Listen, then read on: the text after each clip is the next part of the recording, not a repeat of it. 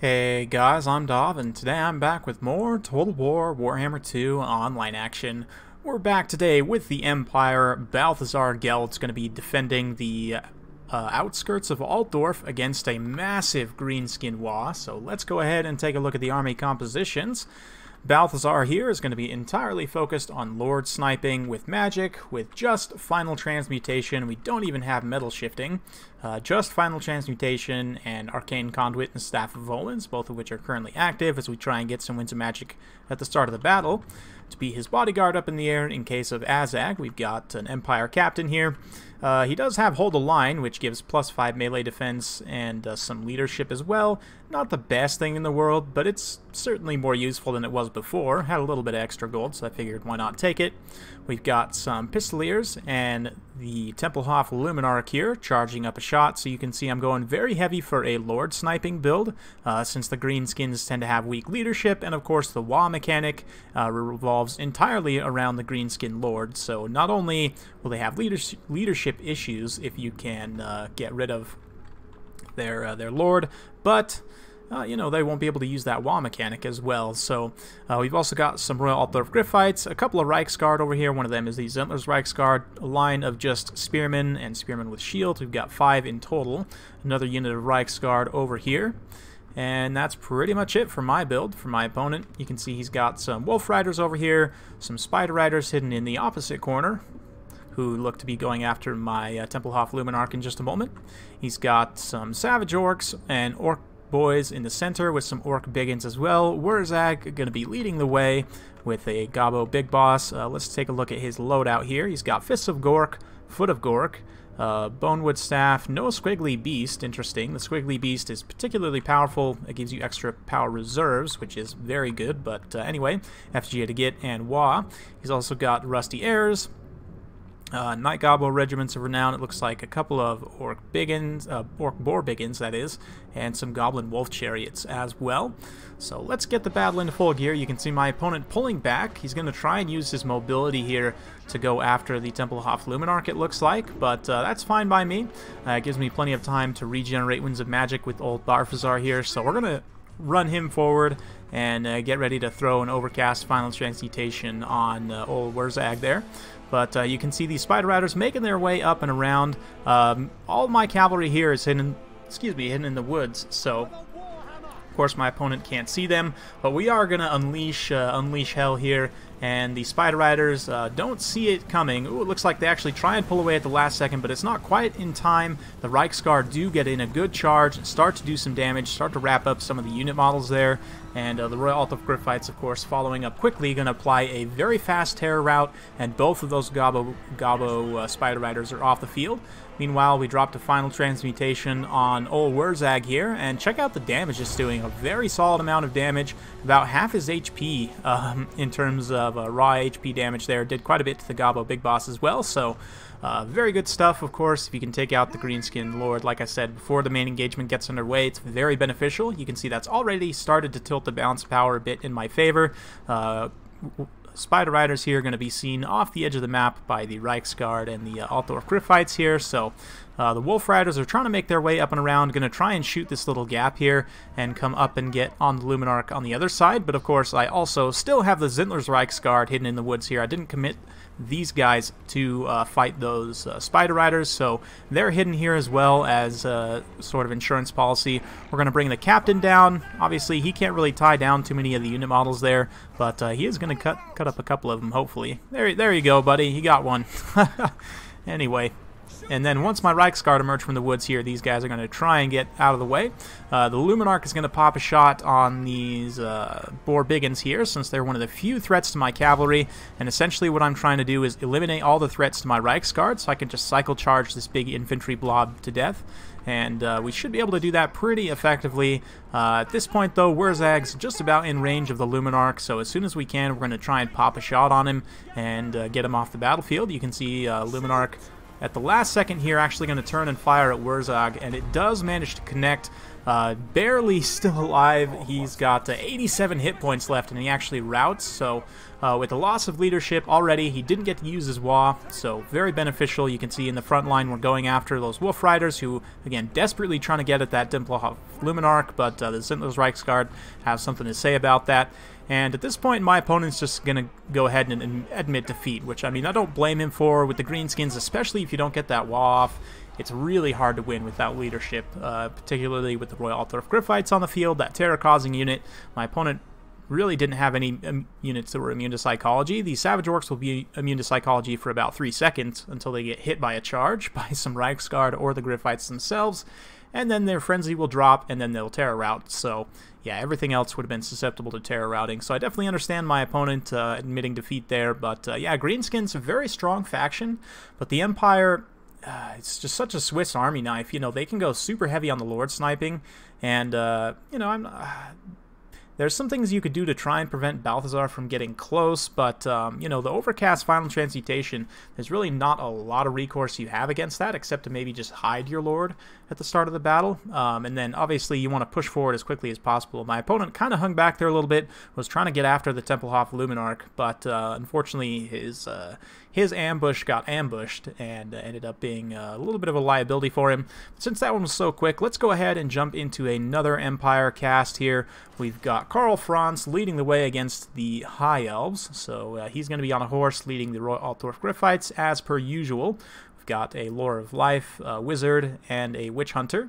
Infantry Corps is 4 Spearmen with Shields. We've got 1 Greatsword in the center, 1 unit of Flagellants, and the Sigmar's Sons. We've also got the Silver Bullets and some Reichsguard. So for the High Elves here, you can see they've got a Prince up on a Sun Dragon, another Sun Dragon, a couple of White Lions. Front line is going to be Lothard Seaguard with shields, a couple of Archers, and an Eagle Claw Bolt Thrower. So I quite often see people take this sort of build. It looks like he's also got a Lore of Heavens Wizard as well.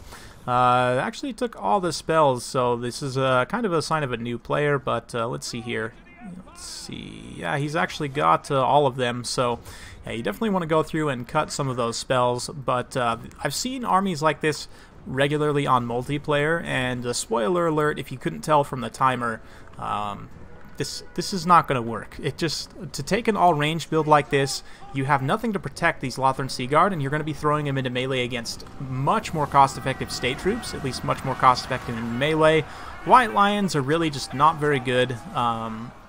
You know, the Pure Main Company, the Regiment of Renown can be good in the right situation, but just in general, White Lions I find are relatively underwhelming. You can see my Reichsguard getting a nice charge in here. We're just mostly going to keep it in cinematic mode for the majority of this fight. You can see my Reichsguard over on the far side taking a Dragon Breath, and that Dragon's probably going to charge down into him, but yeah. You just, White Lions, you know, they'll trade okay against most Empire infantry, I guess, but they're still relatively expensive. And, you know, they'll get put down pretty hard by things like Reichsguard, you know, handgunners. There's just a lot in the Empire roster that can deal with them. So I'm not too big of a fan of that pick. In the front line of just Lothern Seaguard, you know, it looks nice on paper, but these guys, they can do okay against Cav, but they're really meant more as a backline unit. Like, they will not trade cost-effectively just in the front line with Spearmen and Swordsmen and Empire State Troops. Speaking of which, you can see the Empire State Troops getting in here. We've even got the Great Swords, and the Sons of Sigmar are going to be rear charging these Lothern Seaguard here. So, yeah, it's just a bad situation overall. Karl Franz and the elite Royal Altdorf squad going to easily take down that Prince and turn their attention to that other Sun Dragon. The Silver Bullets have been helping in that respect as well, popping off some shots, and so has the Witch Hunter. You can see my opponent trying to call down a Comet there, but his mage gets knocked over. Ooh, no, looks like actually Grandin's Thunderbolt there, but a clean miss. And yeah, again, just this many missile units going to be really tough to protect, especially against a heavy cavalry faction like the Empire. And we'll grab some more cinematic action of these Silver Bullets. Man, I've missed using handgunners quite a bit. They're just such a cool unit, and I love the sound of them too. Let's watch this. So, there we go. Nice volley there. But anyway, yeah, it just doesn't work. I mean, an army like this can work in campaign, but yeah, it just doesn't work in multiplayer. You don't have enough meat for your opponents to chew on, and your expensive Lothern Seaguard are going to get chewed up by cheap melee units. So you can see a general terror route going down at this point. Most of the elf infantry is completely gone. Yeah, so Not the most high-level gameplay, certainly, but I did just want to show this other one because that first battle was a bit quick, and it's some more Empire action. Karl Franz, you know, handgunners. I know a lot of you guys are big fans of that, but yeah, my opponent's army composition definitely left a bit to be desired. But we'll go ahead and talk about a few things here. In terms of my army, you can see the heavy cav just kind of came in, overloaded that one side, and just collapsed everything. Not only because my opponent was in a very tight formation, but again, there's just not enough meat to chew on.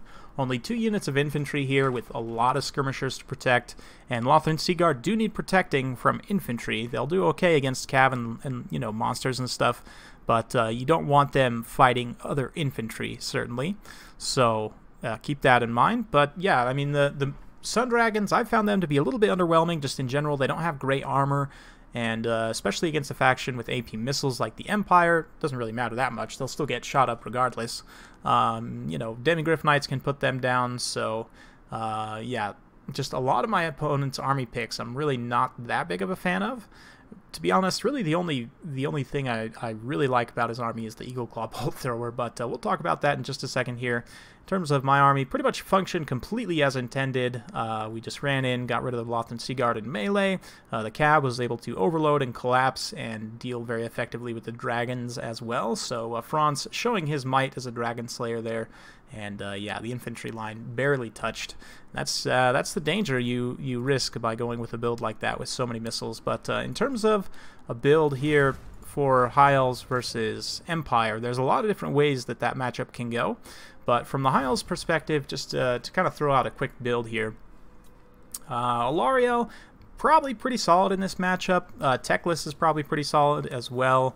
Alario up in the air may be a bit risky due to the handgunner fire and things like that, but yeah, you know, there's certainly some merit there. If we take her up in the air, we can take Tempest, just in case you see an opposing Lord on a Griffin. Great insurance policy against that.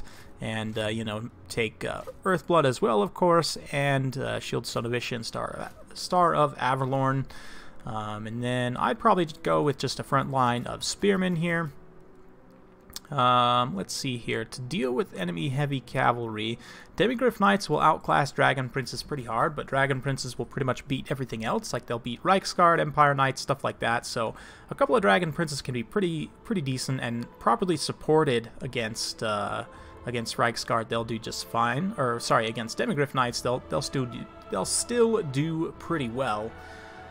Let's see. The Eagle Claw Bolt Thrower is not a bad idea. Actually, 1 or 2 can be pretty decent. They can counter artillery with the Empire relatively effectively. The cannons do have much longer range, but Eagle Claw Bolt Throwers are very accurate, good at taking out opposing artillery pieces, so, you know, maybe worth trying, but in general, they're going to be good against, again, enemy heavy cavalry. You could scattershot against the infantry as well, so dragons and in general the large monsters are pretty risky against the Empire, just because, again, with the handgunners, they can effectively put down, you know, most large monsters like that, especially flying monsters. But let's see, what else here? A couple of Tirnoch chariots actually might not be a bad idea to run through some of the lighter Empire infantry. That'll kind of help these spearmen win that infantry fight a little more decisively. And then from here we have a few options. A pure main company might not be a bad idea. They'll outclass greatswords. They'll beat any Empire infantry, and if you throw them against something like a Reiksguard or a Demigryph Knight, you know, they'll help sunder the armor, so your other units will be more effective in that aspect. A couple archers might not be a bad idea. If we were to cut some costs, we can maybe upgrade these guys to Lothar and Seaguard, but you know, these 2 archers can help counter handgunner fire, and, you know, with this relatively small investment, this is going to be quite a bit easier to protect. We also have some mobility of our own to try and protect. This isn't a whole lot of cavalry, but you know, if you're worried about micro, you could always replace these Tirnoch chariots with something else. I would recommend against White Lions, just because, again, they tend to underperform in a lot of situations. They're kind of a liability against the Empire shock cavalry and handgunners, so maybe you just cut these guys and go with some more spearmen, or, you know, you could maybe grab even the Scions of Mathlon. They might not be a bad pick in this matchup. And Phoenix Guard, you know, are tempting because of the halberds, but again, you're going to face a lot of handgunner fire potentially, so maybe this gives us some funds to actually upgrade these guys to Lothern Sea Guard here, and ooh, we just about have enough for a third Lothern Sea Guard, so I might actually go through and look at maybe something we can cut, like, oh, it's tough, but maybe I cut the Shieldstone of Isha, we grab another Lothern Sea Guard here, and maybe just pick up Foz Protection as consolation. Something like this, again, just kind of spitballing here a little bit. But let me know your guys' thoughts in the comments down below. I actually haven't played this matchup too many times from the High Elf side. I typically tend to play it from the Empire side just because for some reason people think that counterpicking Empire with High Elves is a good idea. But anyway, let me know your guys' thoughts in the comments down below. Hope you guys enjoyed watching. This is going to be the final video, or at least it's releasing on the final day of my vacation, so I probably haven't been responding to comments. Hopefully that's the only difference you guys have seen. I have at least one video for every day when I was gone. If I have time before I leave, I'll try and get a second one done for each day. But some days may have one video. Some, I guess you guys will have known because this is towards the end. I don't know why I'm telling you this now. But anyway, I hope you guys enjoyed watching. If you do like this sort of content, be sure to like, subscribe, hit that bell notification button, so every time I upload a new video, you'll be notified. Thanks again for watching, and we'll see you next time.